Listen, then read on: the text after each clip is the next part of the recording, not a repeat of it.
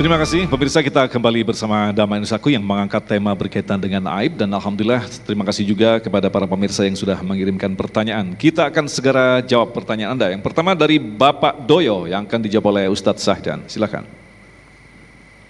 Bismillahirrahmanirrahim. Assalamualaikum warahmatullahi wabarakatuh.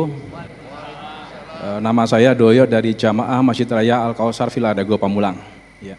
Pak Ustadz, saya ingin bertanya terkait masalah aib. Yang pertama adalah amalan dan doa-doa apa supaya kita pertama tidak melakukan aib baik diri kita, keluarga, atau untuk masyarakat. Yang kedua, kalau sampai melakukan aib pun, doa-doa apa yang supaya kita terhindar bahwa aib itu tidak disebarkan ke masyarakat. Terima kasih. Wassalamualaikum warahmatullahi wabarakatuh. Waalaikumsalam warahmatullahi wabarakatuh. Silakan, Kiai. Waalaikumsalam warahmatullahi wabarakatuh. Rasulullah Shallallahu Alaihi Wasallam pernah bersabda, kullu bani Adam khata'un. Setiap anak manusia Adam pasti melakukan kesalahan. Wa khairul khata'ina at-tawwabun. Dan sebaik-baiknya orang yang melakukan kesalahan adalah memohon ampun kepada Allah, bertobat kepada Allah Subhanahu wa taala. Ini kan dosa yang seperti tadi saya bilang, nggak ada tandanya di wajah kita, kan begitu. Kadang ada dosa yang kita tidak sengaja, ada dosa yang samar tidak kita sadari. Maka langkah yang paling baik, yang pertama yang kita lakukan agar Allah terus menutup aib kita adalah senantiasa kita memohon ampun kepada Allah Subhanahu wa taala. Senantiasa kita memperbanyak istighfar. Rasulullah Bapak Ibu seorang nabi loh, udah dijamin masuk surga, maksum dari kesalahan, istighfar minimal sehari 100 kali. Lah kita nabi bukan, surga juga belum tentu, kesalahan numpuk. Istighfar kalau dapat musibah doang. Istighfar, nih orang-orang soleh nih biasa istighfar menjelang sahur, di waktu sahur. Wal mustaghfirina bil ashar, mereka mendawamkan, melazimkan istighfar sepanjang sahur. Kita istighfar kalau pagi, kalau pas Ramadan doang istighfar, bangun kesiangan, astagfirullahaladzim. Kenapa? Kagak sahur.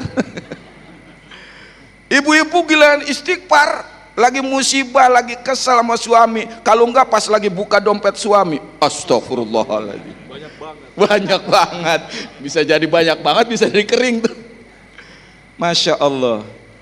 Bapak Ibu yang dimuliakan oleh Allah Subhanahu wa taala, karena itu langkah pertama kita harus introspeksi, muhasabah terus. Muhasabah terus, senantiasa kita melakukan istighfar kepada Allah Subhanahu wa taala. Kemudian jangan sekali-kali kita buka aib orang lain. Kata Rasulullah, man satara musliman satarallahu fid dunya wal akhirah. Siapa yang menutup aib kekurangan saudaranya muslim, saudaranya yang lain, maka Allah akan tutup, bukan hanya di dunia, tapi aib-aibnya nanti di akhirat Allah anggap nggak ada, dihilangin oleh Allah. Allah hapus. Masya Allah. Maka ibu bapak yang dimuliakan oleh Allah Subhanahu wa taala, kita nih kadang-kadang nih mulut kita nih nggak bisa jaga. Makanya Rasul menjamin, siapa yang bisa menjamin dua rahangnya dan dua pahanya, bisa menjamin mohon maaf kemaluannya dan mulutnya, lisannya, maka aku jamin dia masuk surga. Ibu-ibu nih terutama nih, hati-hati nih. Makanya ketika Rasulullah Mi'raj, neraka yang paling banyak perempuan. Kenapa ya Rasul? Karena mereka kufur. Kufur kepada Allah? Bukan, tapi karena mereka kufur terhadap suaminya.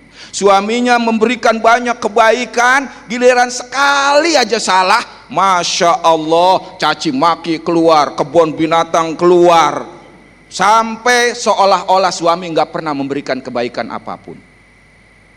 Assalamualaikum. Yang namanya ibu-ibu kita juga memang maklum, Jangankan di pos ronda, jangankan lagi belajar sayur, lagi ngaji begini, udah waktunya gosip aja. Biar nggak pernah salah ibu-ibu.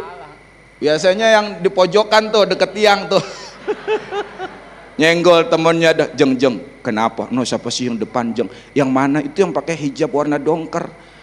Emang kenapa? Lu pernah duduk deket dia nggak? Enggak. Emang kenapa? Bau ketek tau, jeng. Ketek Masya Allah Bapak Ibu. Maka banyaklah beristighfar, banyaklah introspeksi, dan jangan sekali-kali membuka aib orang lain. Tadi kata guru kita, kalau kita buka aib orang lain, maka Allah akan buka aib kita. Nauzubillah, summa nauzubillah. Baik, terima kasih. Selanjutnya Ibu Juliawati, dijawab oleh Babe Haikal. Silakan.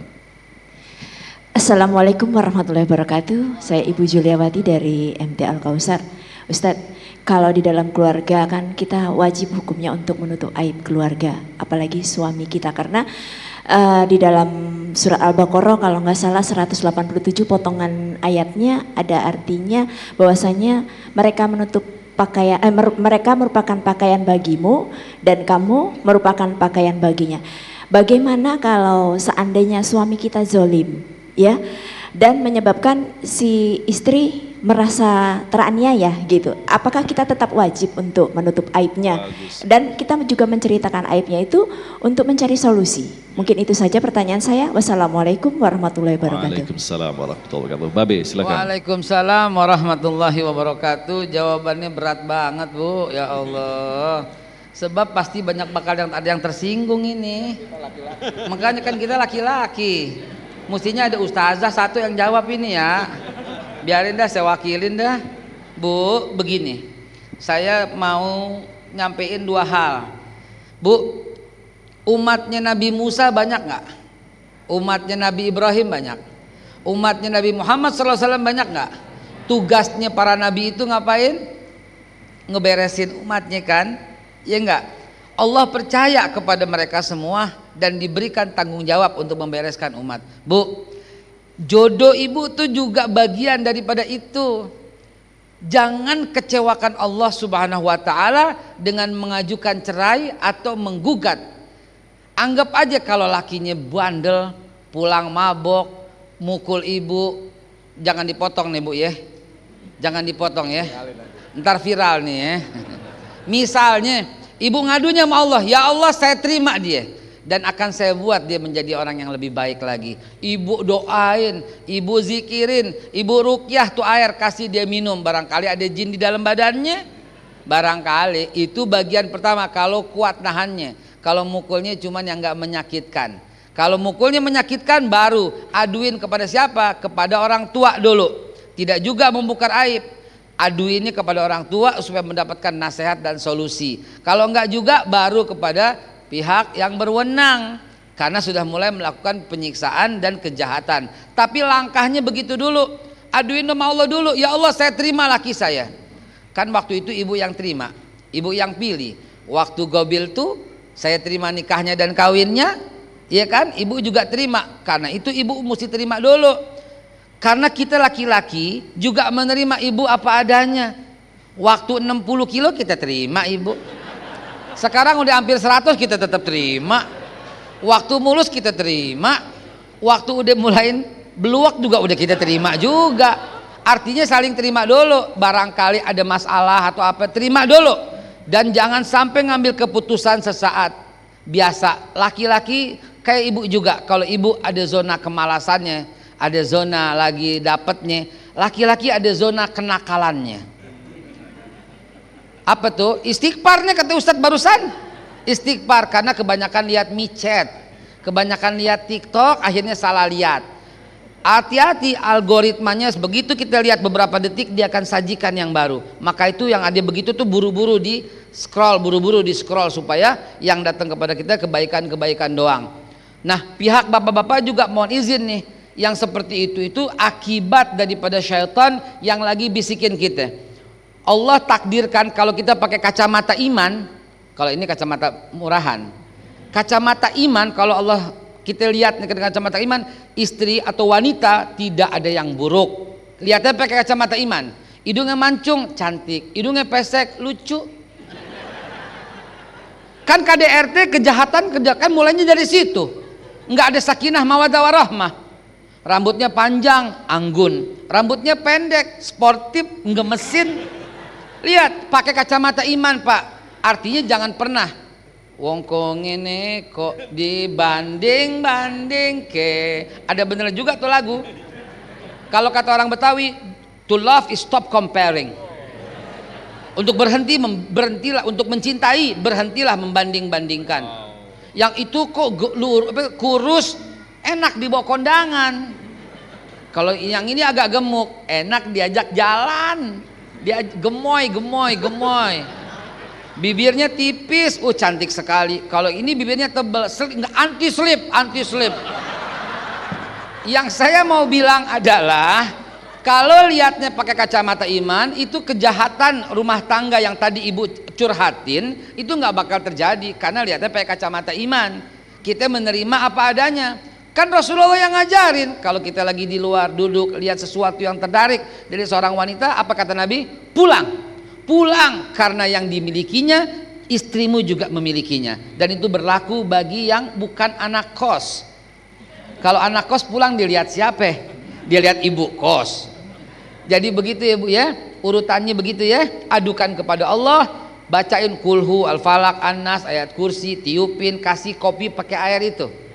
Ya, beneran Bu, beneran tiup. Itu insya Allah ada manfaatnya, itu yang namanya ruqyah mandiri.